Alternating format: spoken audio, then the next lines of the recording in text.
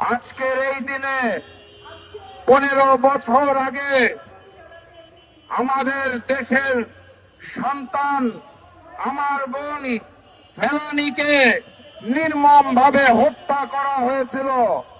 15 বছর ধরে কাঁটাতারের বেলায় প্রহসনের বিচার চলছে। ফেলানীর ওই নিথর দেহের মতোই হিন্দুস্তানের কোর্ট বারবার কথা দিয়েও সেই বিচারকে এখন পর্যন্ত করতে পারে নাই। শুধুমাত্র ফেলানী নয়, শেখ হাসিনার পতনের পরে গত বছর 2025 সালে বাংলাদেশের বিভিন্ন সীমান্তে সর্বমোট 34 জনকে ওই ভারতীয় সীমান্ত রক্ষী বাহিনী নির্মম ভাবে হত্যা করেছে। এক বছরে একজন দুইজন নয়, 34 জনকে হত্যা করা হয়েছে আমাদের এই দেশের সীমান্তে। কারণ একটাই, আমাদের পররাষ্ট্রনীতি এখনো হিন্দুস্তানের সামনে মাথা নত করে রয়েছে।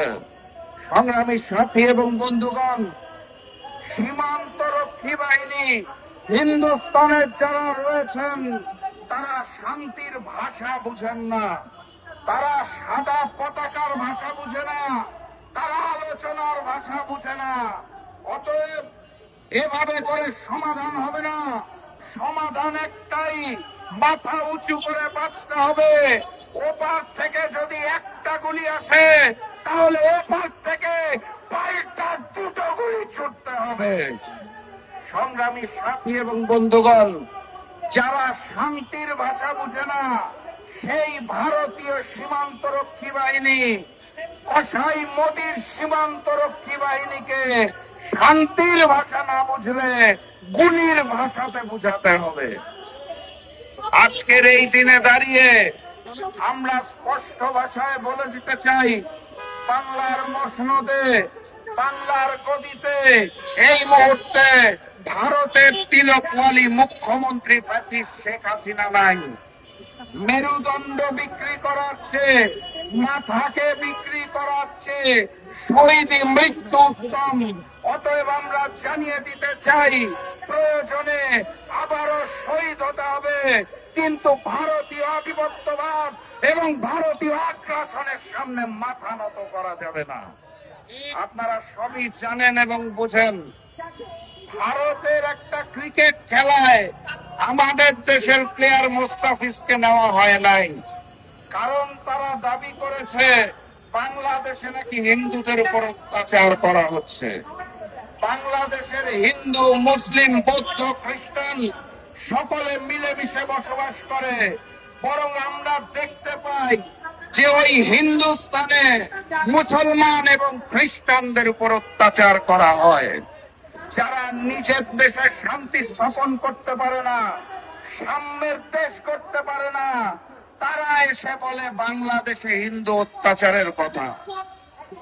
বাংলাদেশের খেলোয়াড় মুস্তাফিজ, যার নামে বলা হয়েছে যে বাংলাদেশে নাকি হিন্দু অত্যাচার হচ্ছে, এই কারণে মুস্তাফিজ যদি কলকাতায় খেলতে না পারে তাহলে বাংলাদেশের জনগণ জানতে চায় হিন্দু মুসলিম নির্বিচারে গণহত্যা করার পরে ফ্যাসিস্ট শেখ হাসিনা কোন অধিকার এখন দিল্লিতে খেলাধুলা করছেন।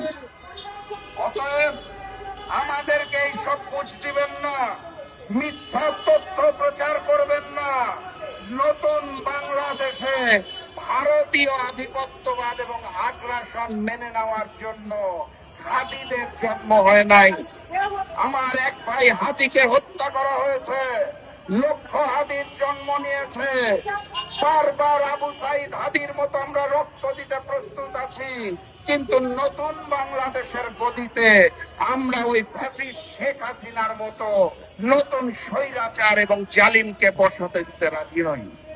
যেহেতু অগাস্ট মাসের 5 তারিখে বাংলার জনগণ ওয়াদাবদ্ধ হয়েছে, নতুন বাংলাদেশ হবে গণতান্ত্রিক বাংলাদেশ, নতুন বাংলাদেশ হবে স্বৈরাচারবিহীন বাংলাদেশ, নতুন বাংলাদেশ হবে ভারতীয় করদ মুক্ত স্বাধীন সার্বভৌম বাংলাদেশ। অতএব সেই বাংলাদেশ গড়ার জন্য আগামী নির্বাচনে আমাদের গণভোটে হাকে জয়যুক্ত করতে হবে।